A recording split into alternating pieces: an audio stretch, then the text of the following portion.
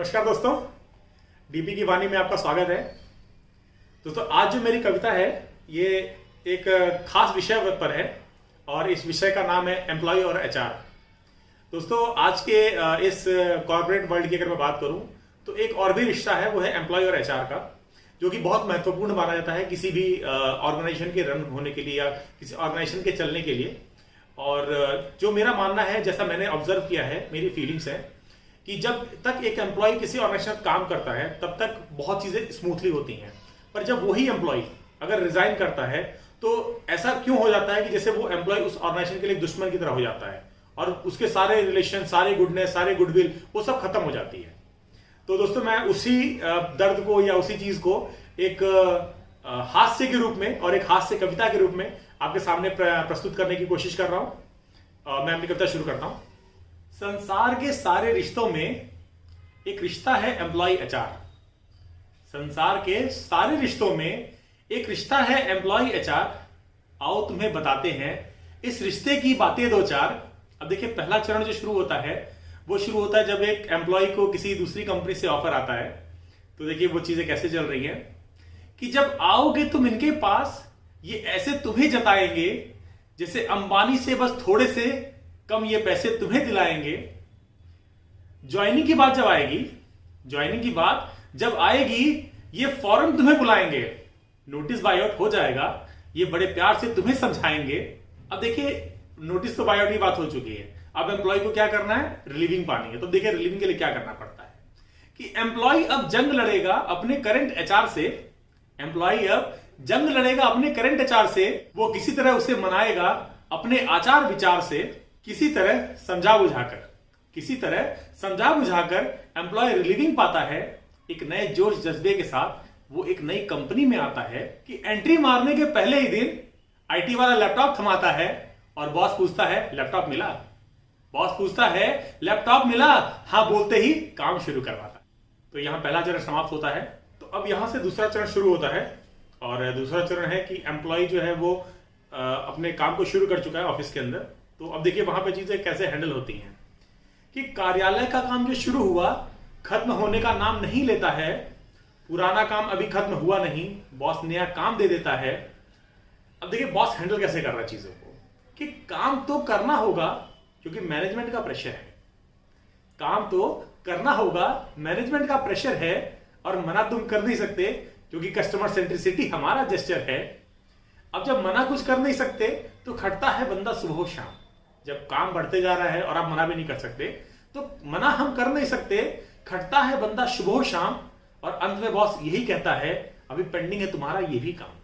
अब एम्प्लॉय परेशान होता है तो एम्प्लॉय किससे बोलेगा? एचआर से बोलेगा। तो देखिए क्या होता है कि एम्प्लॉय चिंतित होकर एचआर से गुहार लगाता है, तुमने कहा था 5 डे वर्किंग है, ये पूरे हफ्ते काम करवाता है।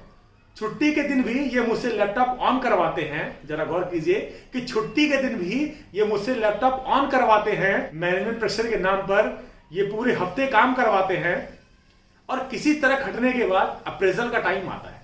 अब देखिए क्या होता है कि आदमी काम कर रहा है और साल के एंड में अप्रेजल आता है तो आदमी है ना हमेशा एक अच्छा एक्सपेक्टेशन करता है।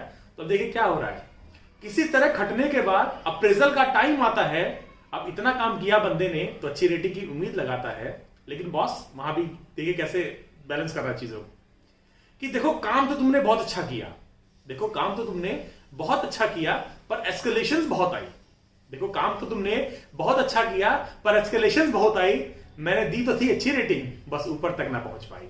अब दुखी एम्प्लॉय क्या करे? अब उसको पता चल चुका भाई ये रेटिंग की गई, ये साल भी गया। तो अब दुखी एम्प्लॉय क्या करे? फिर से काम में लग जाता है, पर उसी दिन घर जाते ही रिज्यूमे अपडेट करने लग जाता है। अब देखिए सिचुएशन फिर चेंज होती है। वो सिचुएशन कैसे चेंज हो रही है? दूसरी कंपनी जैसे देती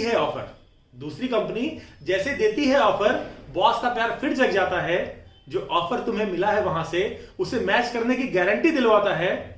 पर एम्प्लॉय ने अब ठान लिया है क्योंकि इसका झोल हो चुका है। तो एम्प्लॉय ने अब ठान लिया है कि उसे यहां से जाना है, चाहे जो भी कोई ऑफर दे, इस झांसे में नहीं आना है। कि एम्प्लॉय रिजाइन करके अपने बॉस को बताता है, वो कहता है नोटिस सर्व करो और जाओ, रिलीविंग में मेरा कोई हाथ नहीं। वो डायरेक्टली ऐसे तुम्हें जताता है। तो अब देखिए एम्प्लॉय ने रिजाइन कर दिया, अब उसका नोटिस पीरियड शुरू हो रहा है। अब देखिए वहां पे क्या चीजें और कैसे होती हैं वो मैं आपके सामने बयान कर रहा हूं कि यहां से शुरू होता है शोषण, यहां से शुरू होता है शोषण एक कर्मचारी का। सभी तमाशा देखते हैं, सभी तमाशा देखते हैं उसकी बेबस लाचारी का। रिलीविंग पाना आसान नहीं, रिलीविंग पाना आसान नहीं। नोटिस पूरा सर्व कराएंगे, परेशान करने का सुनहरा मौका हम हरगिज नहीं गंवाएंगे। तुम चाहे जो भी कारण दो, तुम चाहे जो भी कारण दो, हम एग्रीमेंट की बात करेंगे। देखिए क्या होता है कि हर बंदा जब कंपनी ज्वाइन करता है तो एक ऑफर लेटर साइन करता है, अपॉइंटमेंट लेटर कह सकते हैं, ऑफर लेटर जो भी बोलिए। उसमें ना कंडीशन में होता है कि भाई आपको नोटिस पर सर्व करने से 3 महीने है, कहीं 1 महीना है, कहीं 3 महीने है। तो नॉर्मली कहता है लोग 1 महीने 1.5 महीने सर्व करके जो भी होता है नोटिस पर निकल जाते हैं। अब कहीं पे कंपनी 3 महीने होता है, वो रिजिड होते हैं, बोलते हैं नहीं आपको तो 3 महीने करना ही करना है। तो देखिए वहां पे क्या प्रॉब्लम आती है कि तुम चाहे जो भी कारण दो, हम एग्रीमेंट की बात करेंगे। तुम चाहे जो भी कारण दो, हम एग्रीमेंट की बात करेंगे। शतरंज की इस बिसात पर हम ही शय और मात करेंगे। परेशान होकर के एम्प्लॉय अपने नए एचआर से गुहार लगाता है। अब उसका जो नया कंपनी जिसमें वो ज्वाइन करने की बात कर रहा है, अब क्या है कि वहां पे जो एचआर है वो उससे बात करेगा। तो देखिए वहां पे चीजें कैसे सिचुएशन हो रही है कि परेशान होकर के एम्प्लॉय अपने नए एचआर से गुहार लगाता है, पर जैसे दोनों की मिली भगत हो, कोई जज्बात नहीं समझ पाता है। अब वो क्या कहता है, 1 महीने में ज्वाइन करो या छोड़ दो इस ऑफर की आस। अब वो क्या कहता है कि 1 महीने में ज्वाइन करो या छोड़ दो इस ऑफर की आस। ये बात सुनते ही मेरे हलक में अटक जाती है सांस। हिम्मत जुटाकर वो जंग फिर से लड़ता है, हिम्मत जुटाकर वो जंग फिर से लड़ता है।